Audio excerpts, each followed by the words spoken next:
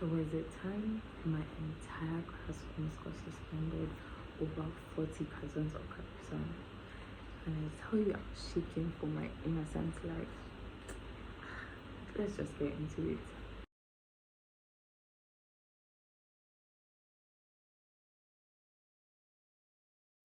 Hi, I'm Aisha. I read, I write, I mind my business mostly. Around here, we do soft life, books, and sometimes rant gently. These are stories that live rent free in my head. This one's about how I almost got suspended overnight. So first things first, nightcap. This was something that they used to give us before we slept. This was like after prep, so when everybody is going back to the hostel. So this is a visual representation of what a day in the life of an student is. So after each class there are breaks except the final class, which leads to the end of school, and then after a few hours the boarding students go for prep around 4 p.m. and then we finish around 6 p.m. So the cycle goes on until Friday, where there's no prep, but Sunday we have as you can see in the timetable, there's AP, which is afternoon prep, and it's the same cycle until the weekend ends, and then Monday all over you repeat the same thing. So yeah, this is just so that you understand the storyline and the timestamps. Then your supervisors in your class will then give you either chocolates with Capri Sun, or I don't know if you guys remember Squeezy, but with Capri Sun, or like you just get different kinds of biscuits with Capri Sun. So now a truckload of these things comes every Monday. So they will bring all kinds of biscuits, all kinds of chocolates, Capri Suns, like stacks, like you will see to the roof, and it's supposed to be for the entire boarding students.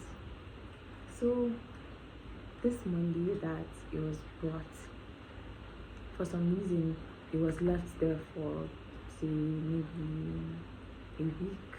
No. Let's say maybe 4 or 5 days. Yeah.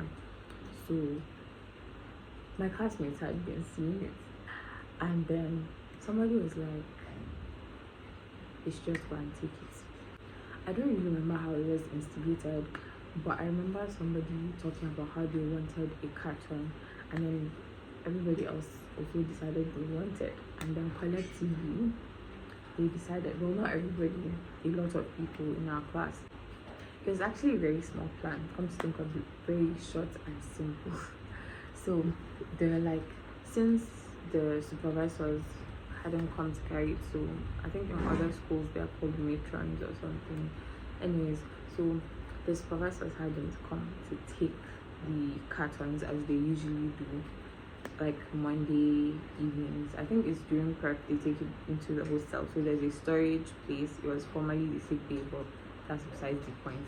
So they stack these things inside, and then every night they bring, every supervisor for each class brings out the ones that she's supposed to go and give her students after night prep.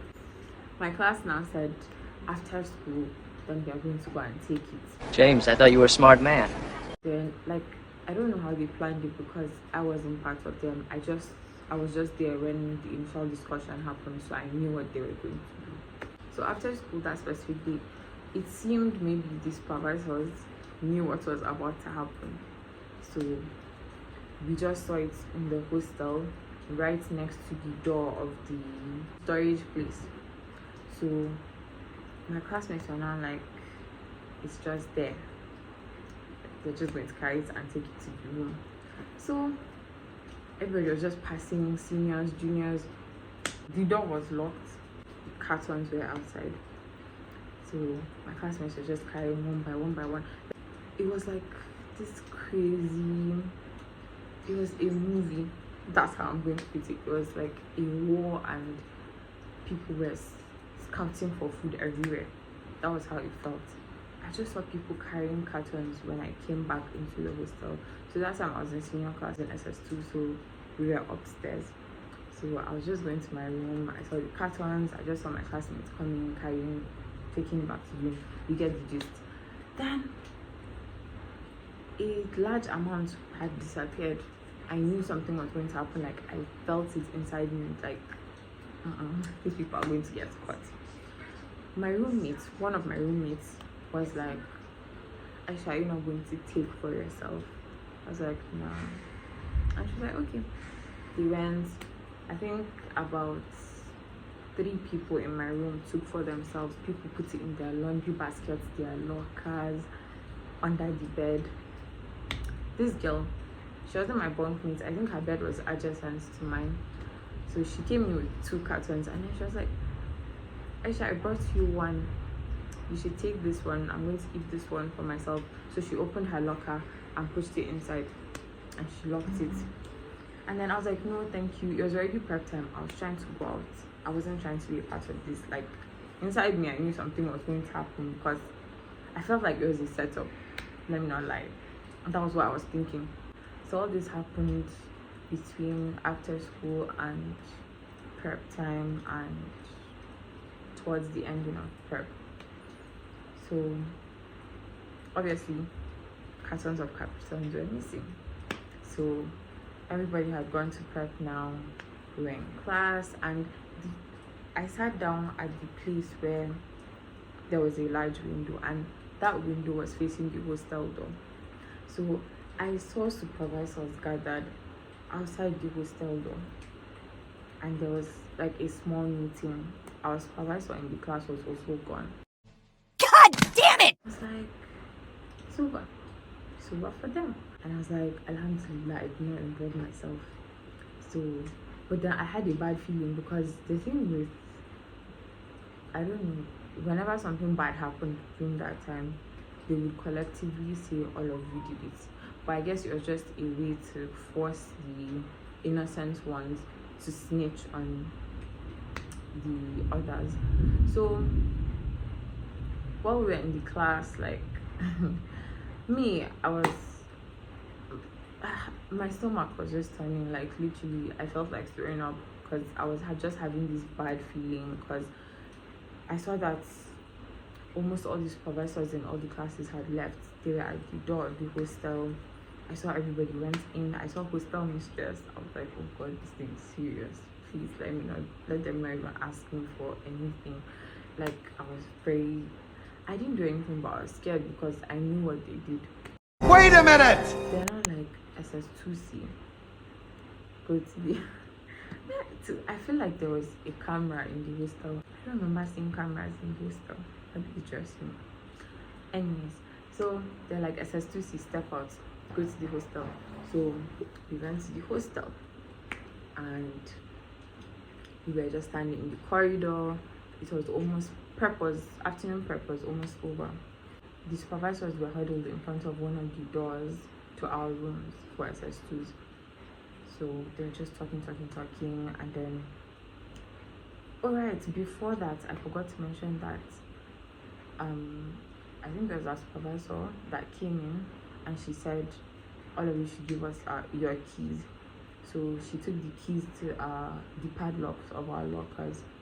So by then I'm sure they had already found the ones that were in people's laundry baskets, under the bed, wherever they hid it. So they took the keys.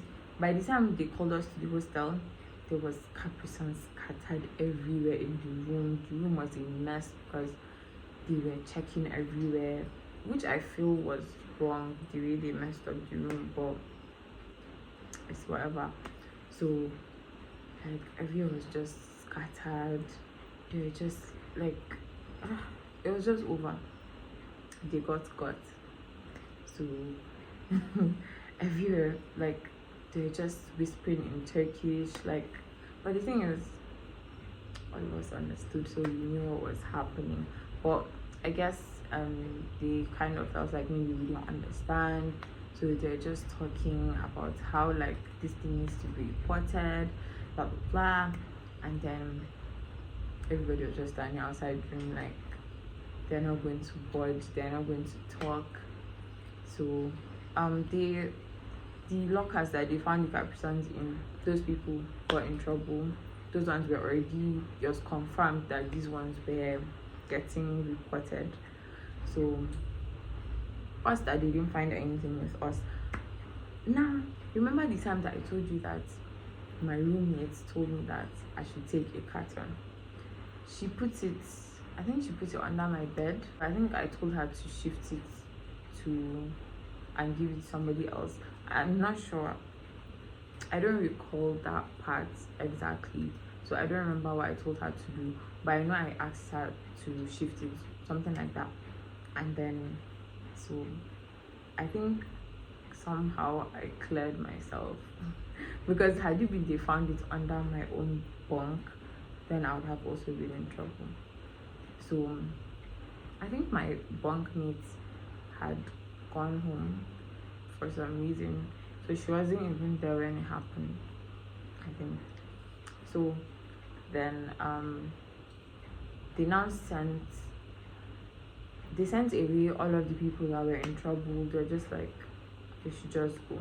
Then us that we now didn't do anything, they're not like, we should wait outside the rooms. So we're just standing there. I was so anxious. Then finally they now came up to us, and then they're like, they spoke to me. They're like, Aisha, do you know anything about this? I said no. And then they were like, are you sure? You can't tell us. You're not going to get in trouble. We know you didn't do anything.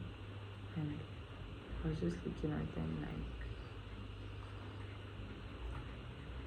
yeah, I'm not trying to snitch on my set, and I don't want to get in trouble either. So the thing is,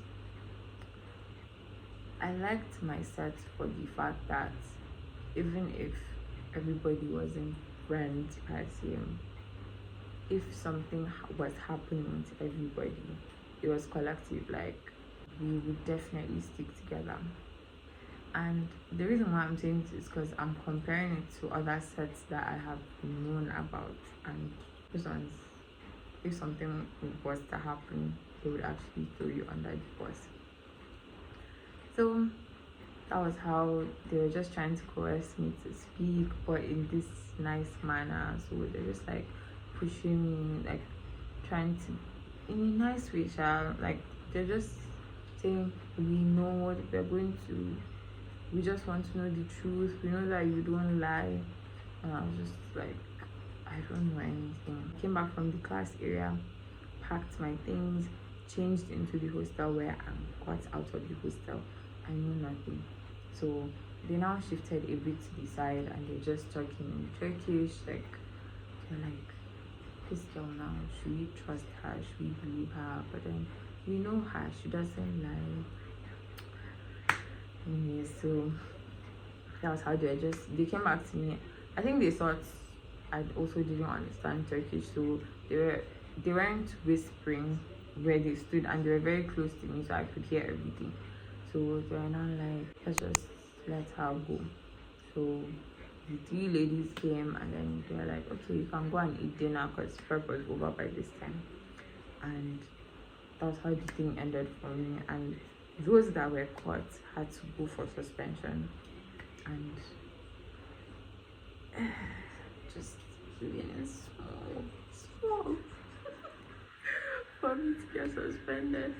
But thank God that I didn't do that. And if you're in secondary school and you're watching this, don't try that. Don't try stealing anything. Just be good. Well, after the interrogation, the real story came out and didn't get suspended. Honestly, that was when I learned life was unfair. Sometimes you pay for things you didn't do. That's all for now, guys. If you stay till the end, you're officially a part of the draft room. I'll see you in the next one. Don't forget to like, comment, share, and subscribe. Don't forget to let your friends in on that secret that I just posted something you don't want to miss. With love, always, extra.